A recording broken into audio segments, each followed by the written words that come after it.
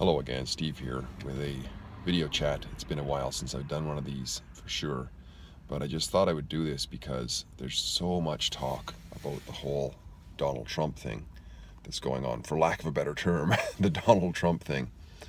And I I know that I don't like to be political, but nevertheless, I like to use an analogy like this.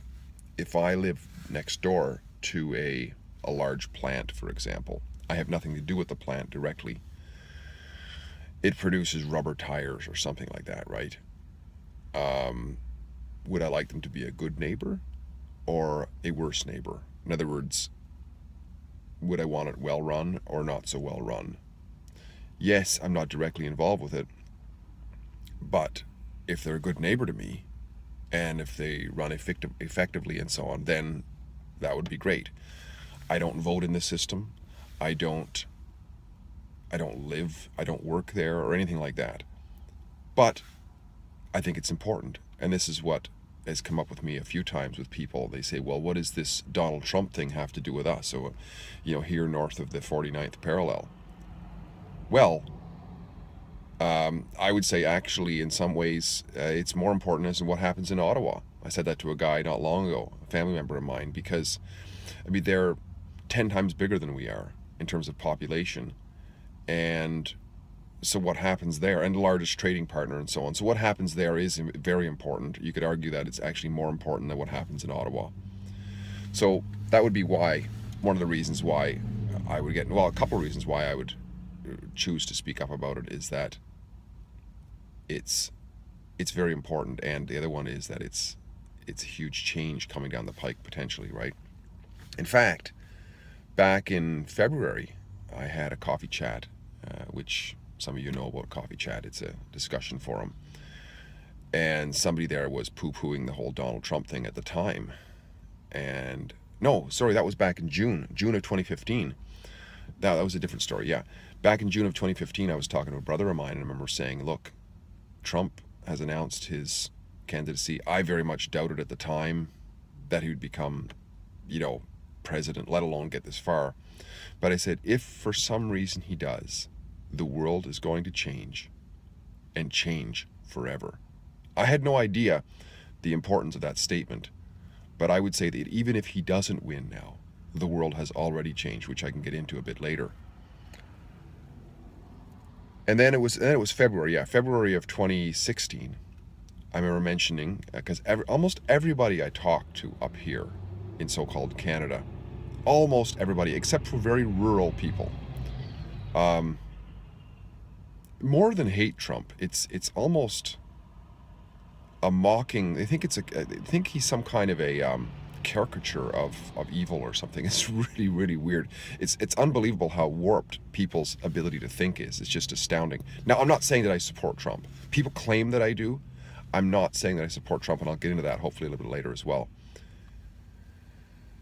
But I remember saying at the time that, did you know, this was back in February, did you know that Trump has a fairly large support in the black community, in the woman community, or if you can call it a community, in the Hispanic community even? And it was almost like I was just being a devil's advocate jackass or something. It was just, but that was the reports that I was getting out of some of the alternative media, which is important to consider as well. And I remember when I was on the East Coast.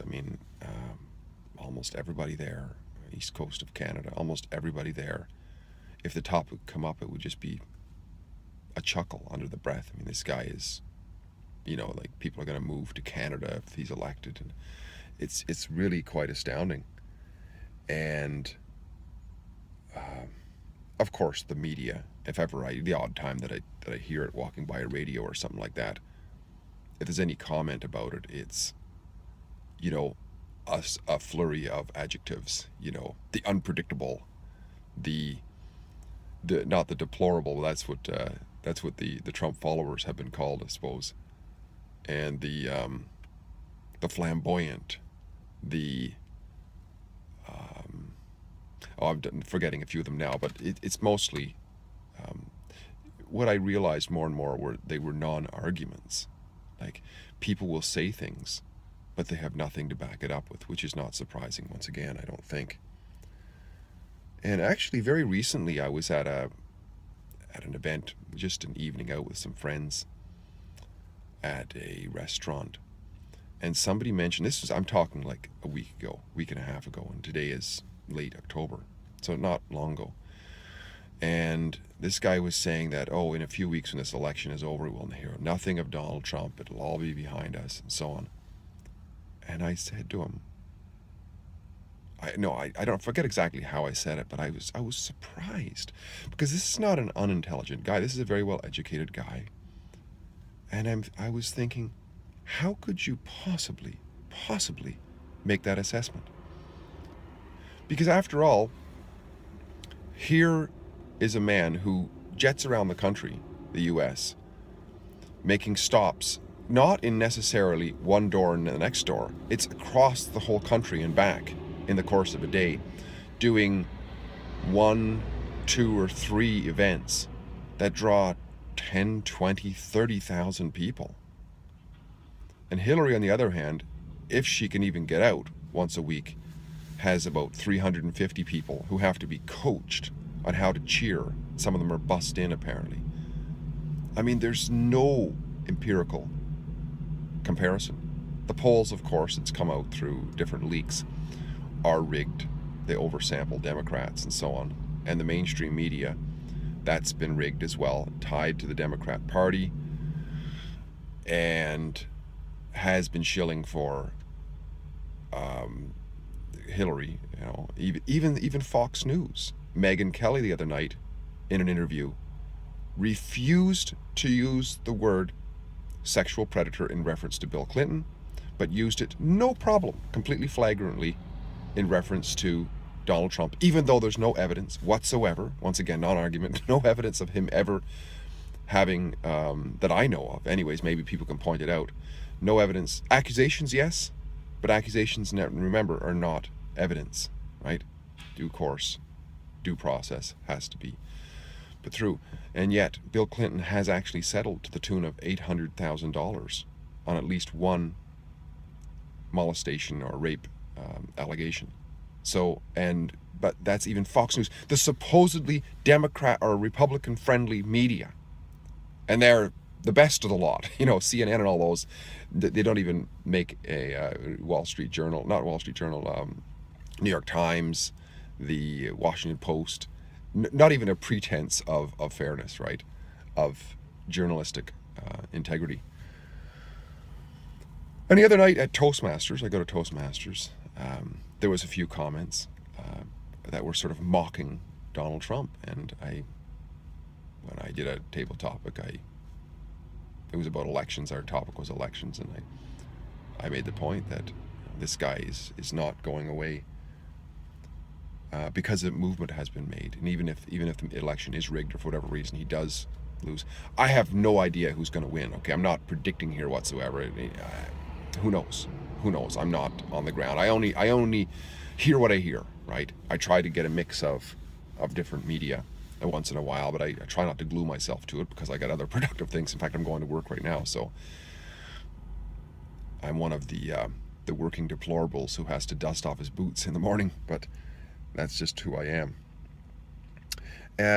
Another thing that's come up is Michael Moore recently. I mean, Michael Moore is probably one of the most well-known liberals, Democrat supporters, Hillary supporters traditionally, and he's come out in a video recently and he basically says that if you want to look at it, you just search it, that this election is going to be the biggest FU in history to the system because Donald Trump is not part of the system. And that's not me, that's Michael Moore, a guy who many of the liberals love to hold up as, or the progressives love to hold up as somebody who's really telling the truth. And I think more and more of this is happening. And now, of course, there's the new allegations with the FBI reopening the case. It was so obvious to many, although nobody has any sure evidence, but it just at least the optics of it were that the James Comey, the leader of the FBI, it covered for Hillary in the investigation. And because he even said after the first investigation, don't anybody think about, along the lines, I'm not quoting, but along the lines of, don't anybody try doing what she did or else you're going to go to jail, But we find nothing that could indict her. But they've reopened it. Apparently they found other things. I would be suspicious that they didn't actually find other things. I suspect, if I was a betting man, that they're reading the tea leaves and they're looking at possibly a Trump win. And if that happens, under potentially Attorney General Rudy Giuliani, Comey's going to be reined in and prosecuted and is going to do ankle shackles time, I would think, because what's gone on is absolutely horrendous. Now, this brings back everything that I hope to be able to share here today, which is that this is not so much an election between or a battle between Hillary and Trump at this point. It is more of a battle, as I see it, between the mainstream media and the up-and-coming alternative media. And I think the alternative media seems to be winning in many cases, or at least is much more prominent. Huge number of views on channels like Mike Cernovich's channel and Stefan Molyneux's channel, Milo Yiannopoulos, Rebel Media and InfoWars, and all of these channels, Michael Savage, the Savage Nation. Many of these channels have bigger followings now than big anchors on CNN and whatnot used to have, or have now anyway. And therefore, the narrative has been able to be, people are able to see both sides of the narrative and make their decision, right? And the media seems to be in their death throes, and they're pulling out all the stops and going for supporting an individual, Hillary Clinton, who now is under criminal investigations again.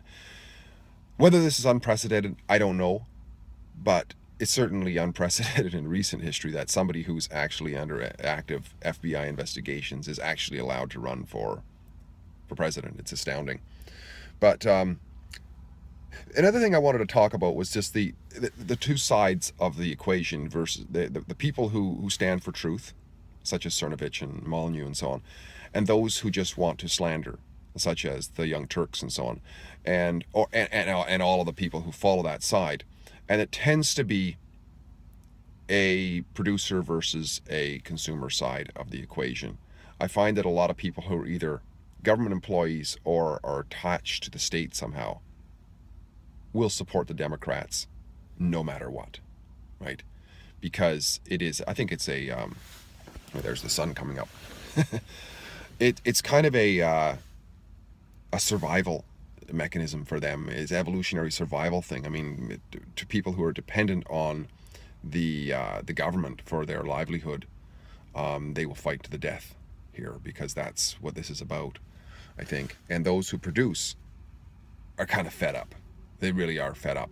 In fact, somebody recently said, and I don't know what the reference to this is, but it's interesting, that 80% of the Democrat voters don't pay any taxes. They don't support anything. They don't support the system, right? And that way, they don't support it financially. And those who support the Donald Trump pay 80% of the taxes. So you can see it's a maker and taker scenario where the makers are fed up and they're in a fight to actually keep some of what they make. And the takers are in a fight to make sure that the system can keep on going and taking from the makers. So that's what I would say. I would say it is important. I'm not involved with it. I'm not voting, not qualified to vote. Don't live in an area, a jurisdiction that can vote for that.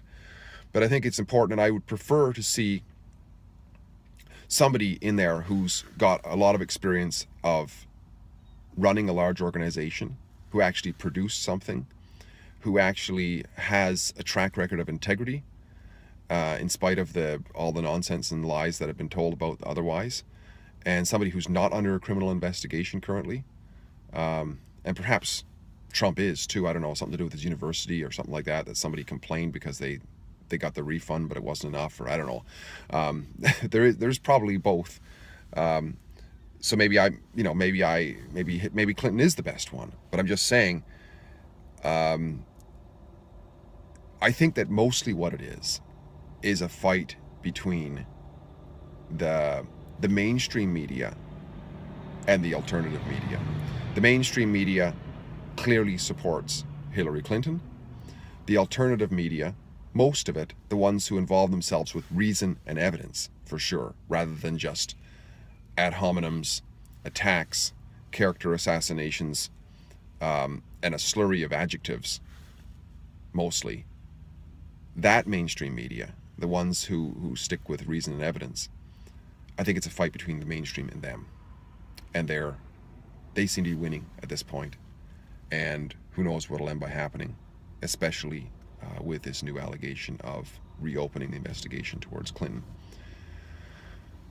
I know a lot of rambling here, but I'm getting back into making comments about freedom. And this is, I think, related to freedom because the moment we can eventually see the potential for government 1.0 rather than government 2.0, we at least are moving in the right direction. And so those who support less government are the enemies of my enemies. Steve here, great chatting. Talk again soon. Bye for now.